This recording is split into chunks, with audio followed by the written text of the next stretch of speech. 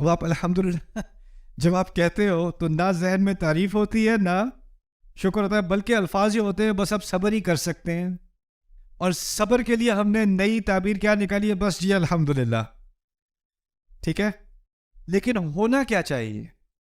مشکل کے اگر اللہ نے مجھے اس مشکل میں ڈالا ہے تو یہ مشکل بھی تعریف کے لائق ہے. اور اگر میں اس مصیبت سے گزر رہا ہوں تو اس میں اللہ کی کوئی نہ کوئی نعمت ہے، وہ پھر بھی میں اس کا شکر کروں گا. یہ ذہنیت ہے الحمدللہ کی، دونوں چیزوں کو کمبائن کر کے.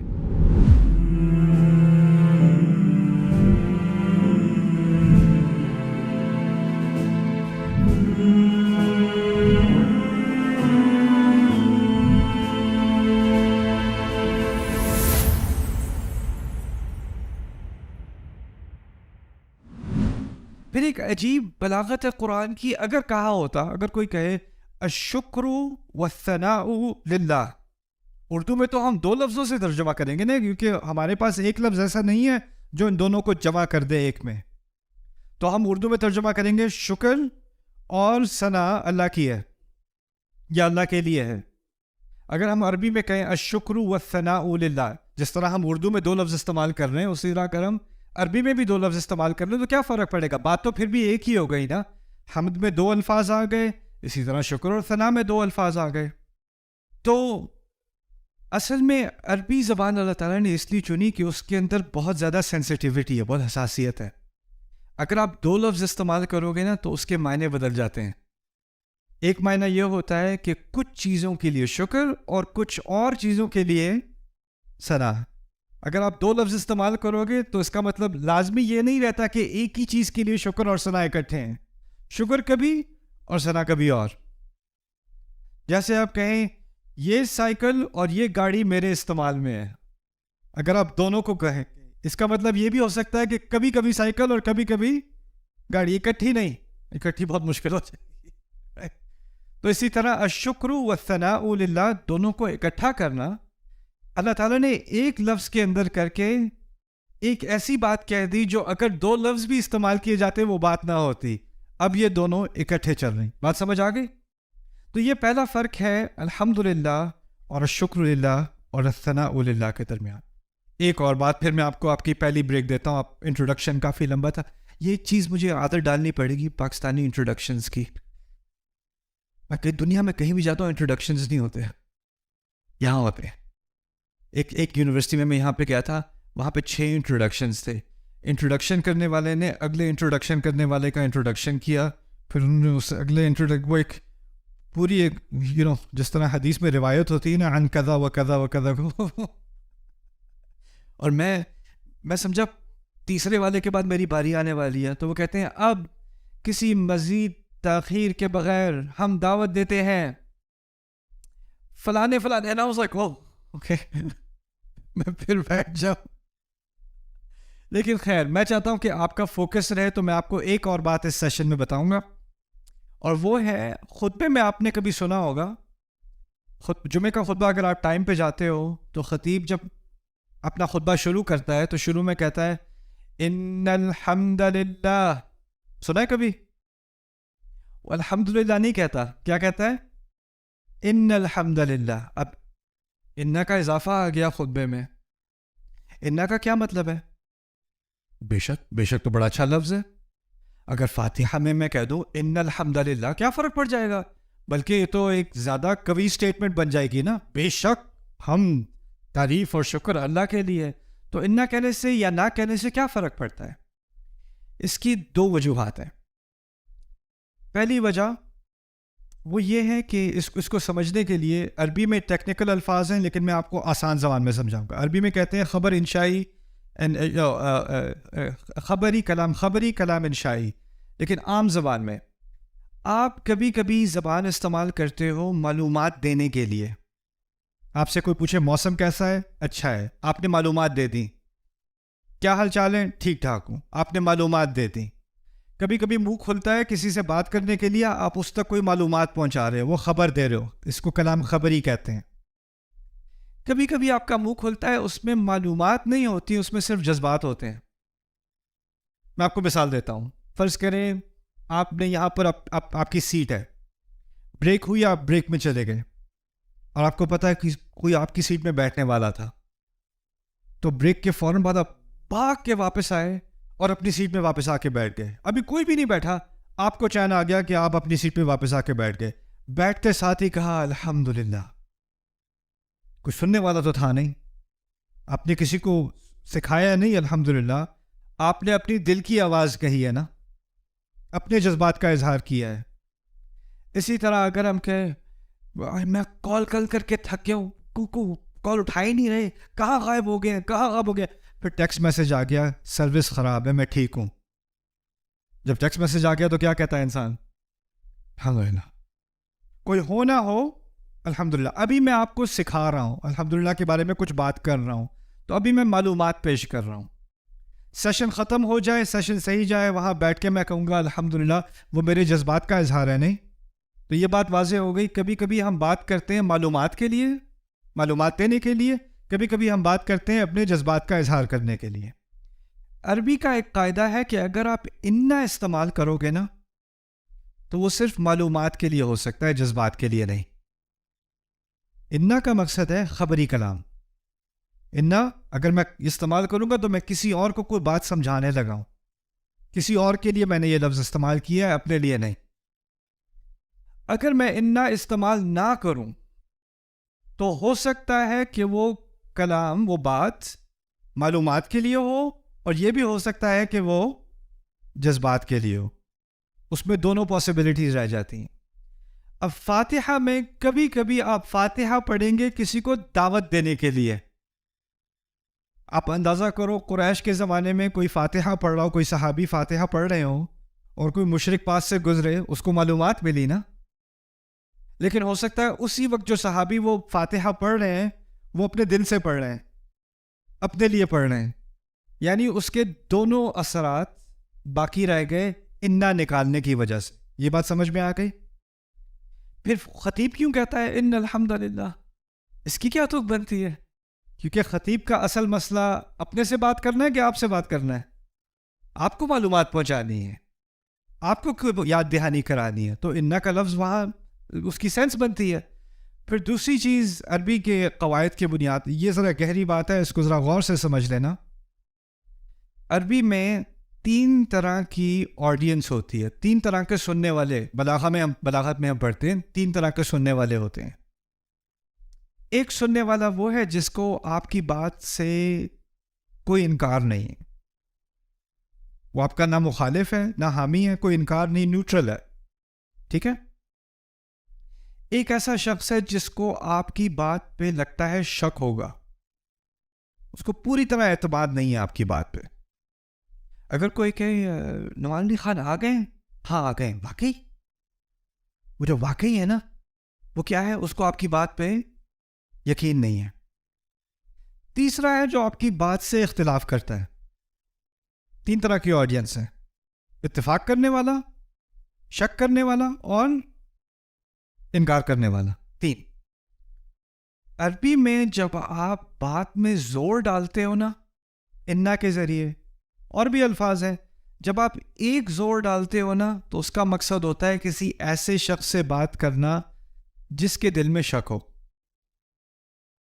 جس کے دل میں شک ہو, اس کے شک کو ہٹانے کے لیے آپ کو تھوڑی بات میں زور ڈالنا پڑتا ہے, اور اس کے لیے کئی الفاظ ہیں. ان میں سے ایک بہت عام استعمال کیے جانے والا لفظ ہے انا. اگر آپ انا استعمال نہیں کرو گے تو کیا بات سامنے آتی ہے؟ جس سے آپ بات کر رہے ہو وہ آپ کی بات سے متفق ہے, اس کو آپ کی بات میں نہ کوئی انکار ہے نہ کوئی شک ہے.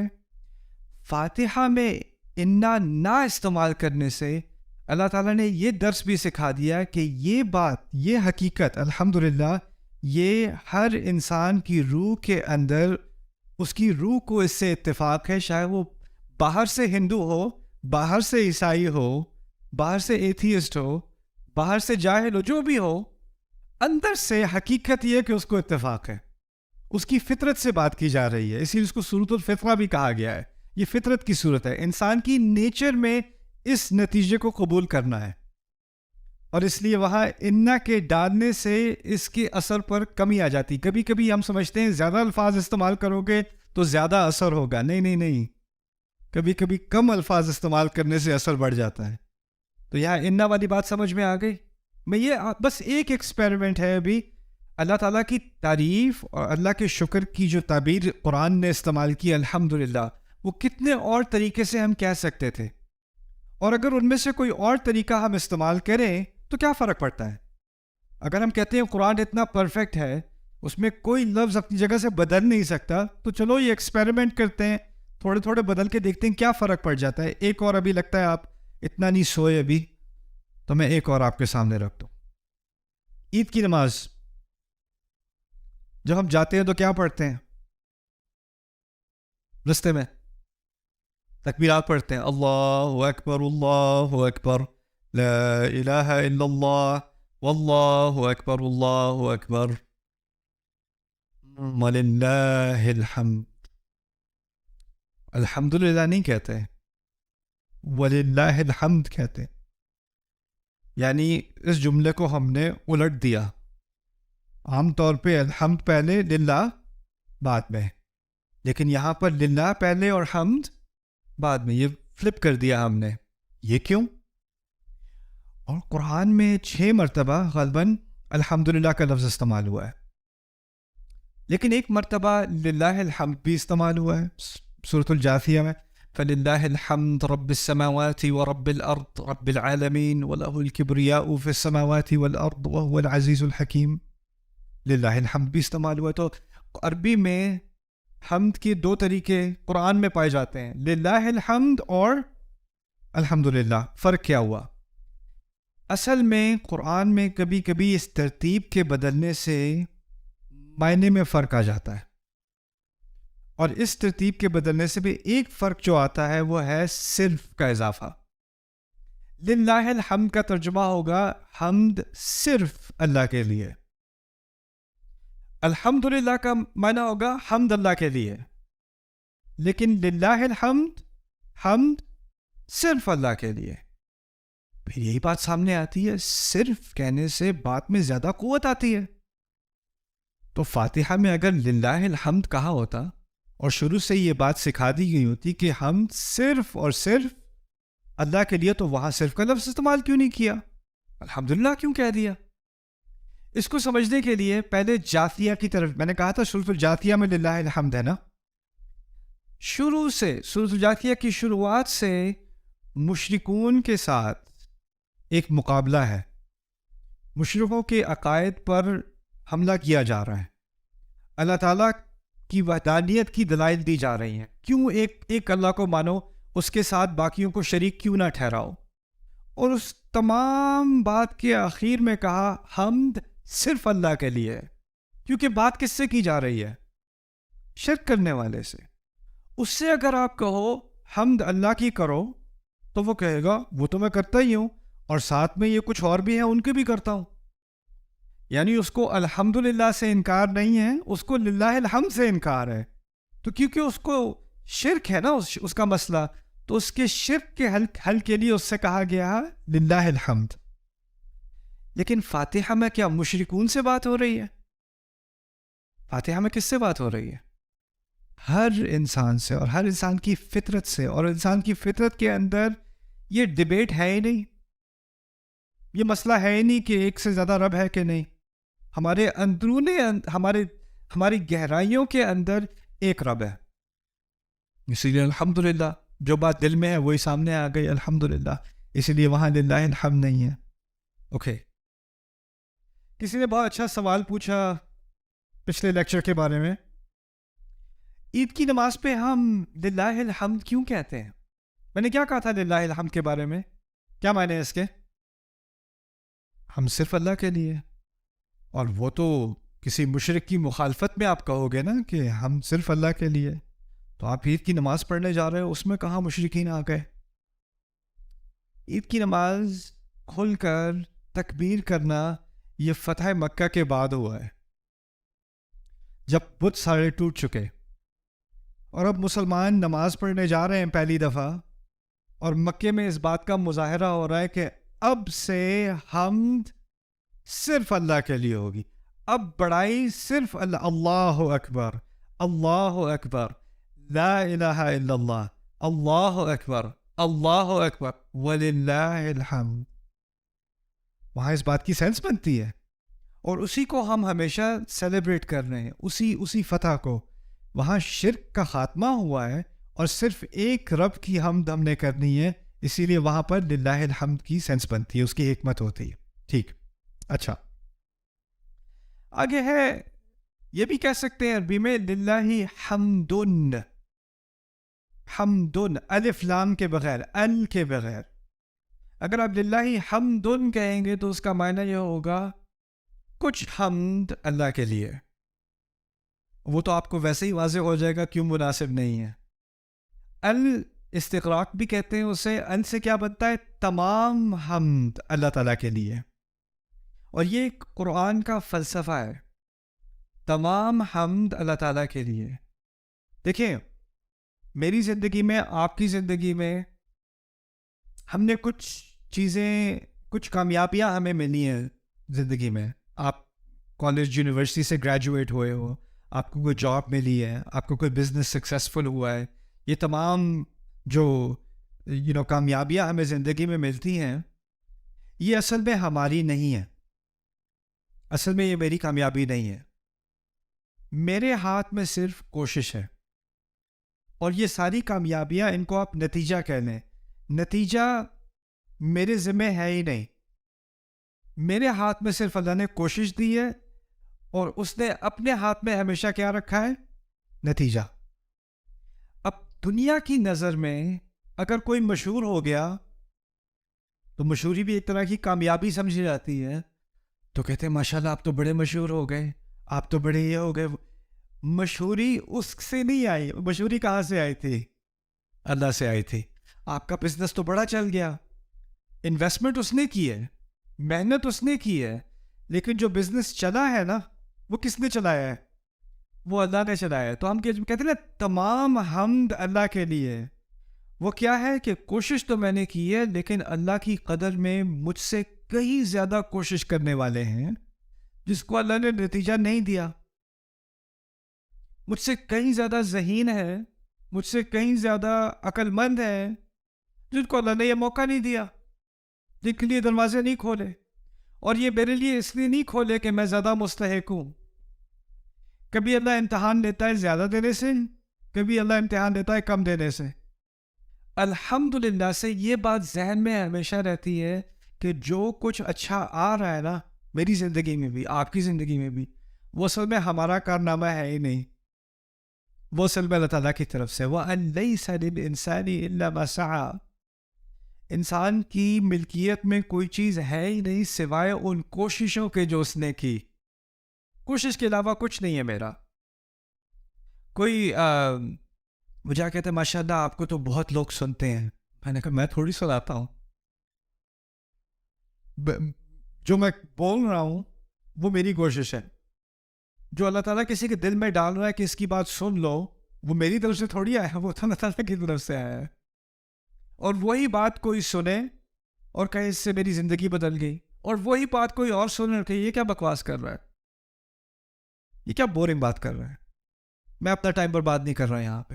یہی ہوتا ہے نا، کسی کے کان میں اللہ تعالیٰ نے کن فیکون ڈال دیا ہے، کسی کے کان میں نہیں ڈالا، اس کا مجھ سے کوئی تعلق ہے ہی نہیں.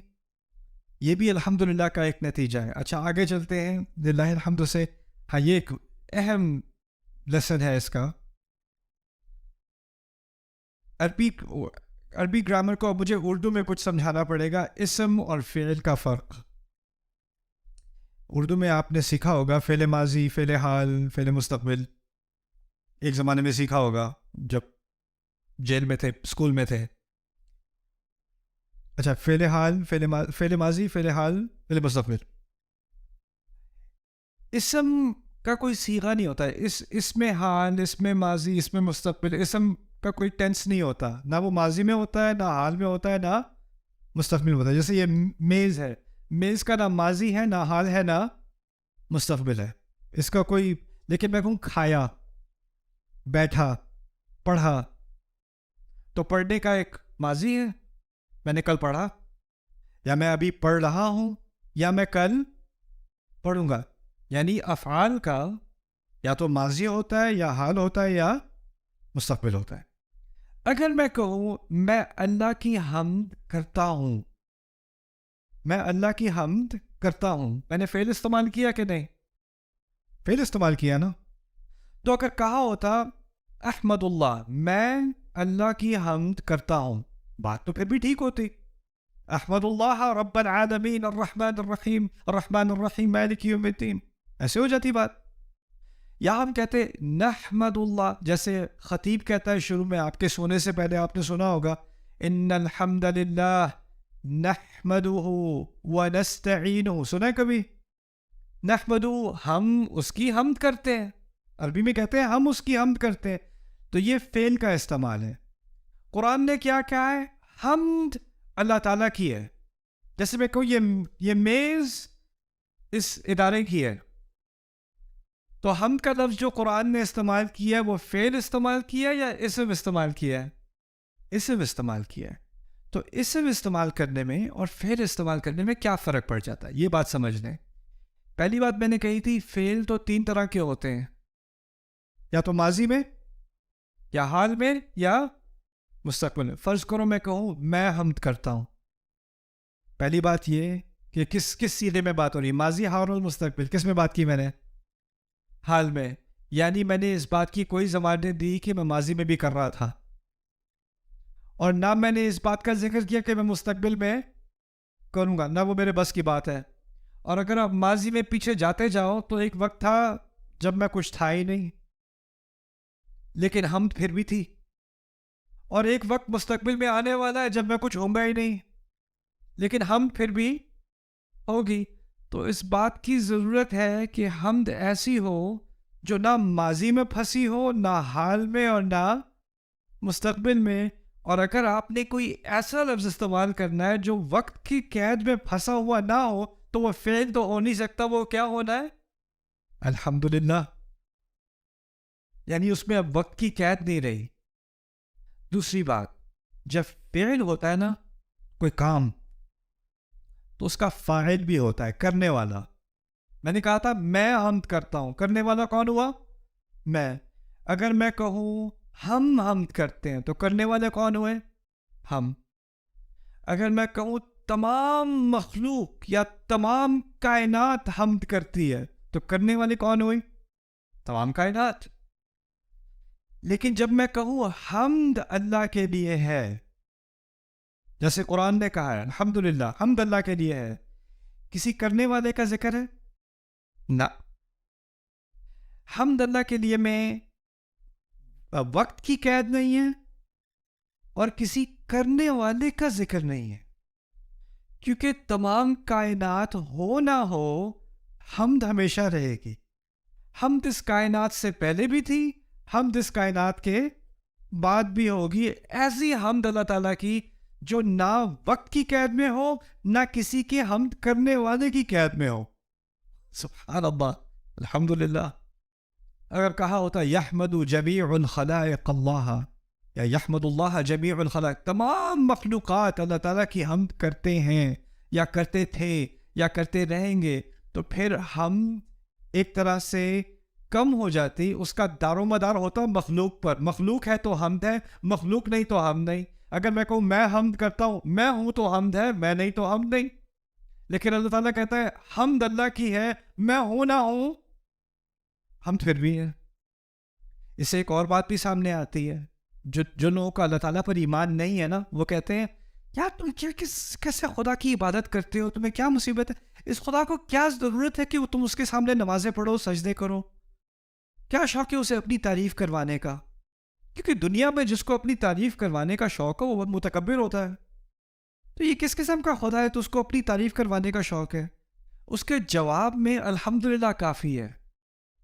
یعنی جب کوئی مخلوق تھی بھی نہیں تب بھی اس کی حمد تھی. اسی طرح سورۃ الرحمن میں اللہ تعالیٰ نے یہ بات سمجھا دی ہے، کہا ہے کل من علیہا فان وَيَبْقَى وَجْهُ رَبِّكَ ذُو الْجَلَالِ وَالْإِكْرَامِ.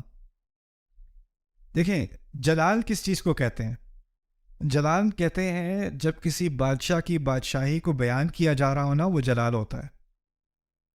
اور کیا عظیم الشان آپ کی سلطنت ہے یا جو بھی ہے, تعریف کی جا رہی ہے. جلال آج کل کیا ہوگا, کوئی چیمپئن شپ جیت جائے, کوئی میچ جیت جائے, جو فینس کر رہے ہوتے ہیں نا وہ تجلیل کر رہے تھے, جلال دکھا رہے ہوتے ہیں اس کا. اگر کوئی اکیلا ایک آئی لینڈ میں بندہ یا ایک میدان میں کوئی بڑا کارنامہ کر لے, کوئی ارد گرد کوئی تعریف کرنے والا نہیں ہو, تو اس کی جلال ہوئی یا نہیں ہوئی؟ جلال کرنے کے لیے آپ کو, جلال ہونے کے لیے آپ کو جلال کرنے والے چاہیے, کوئی تعریف کرنے والا چاہیے, تب تعریف ہوگی نا.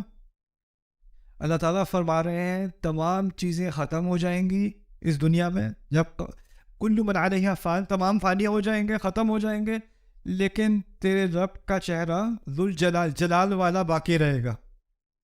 جلال کرنے والے, کوئی تعریف کرنے والے ہو نہ ہو, وہ باقی رہے گا. یہ ہے الحمدللہ. اچھا آگے. We hope that you enjoyed this episode. Subscribe now to the Bayyinah YouTube channel to watch the rest of this series and more great content from Ustad Nu'man Ali Khan.